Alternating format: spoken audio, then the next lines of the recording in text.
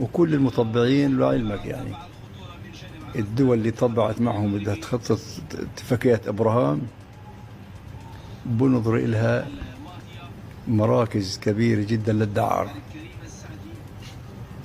نظرتهم للمغرب وللإمارات مقصد دعارة، وهذا ما كتبوه في صحفهم قبل الطوفان 3 أسابيع، ترويج لمن يريد أن يذهب لقضاء حاجته لا أخلاقية. الإمارات والمغرب، المغرب أرخص من الإمارات شوية. التطبيع بحد ذاته أبو النور هو أصلا دعارة سياسية. نعم، وهذا الكلام موجود، ما نفوه. أنا بحكي لك نتيجة ما قرأته في ملحق جريدة عندهم اسمها اليدعوت، 7 أيام أو السبع يمين بيقولوا، وصف لما يجري في المغرب من الجنود المسرحين أو اللي بيطلعوا إجازة بيروحوا على المغرب أو على الإمارات، كل إشي بسعره.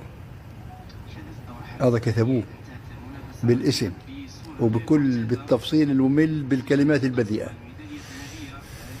فيسمعوا أحرار العالم أو الأحرار العرب وأصحاب النخوة إنه ما ينتظرهم،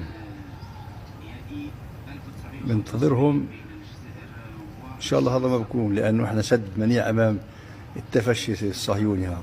إحنا راح نحمي عرضهم من المحيط إلى الخليج، راح نكون السد المنيع والمعكم لكل هذه الجراثيم إن شاء الله تعالى. إن شاء الله. إن شاء الله. مكان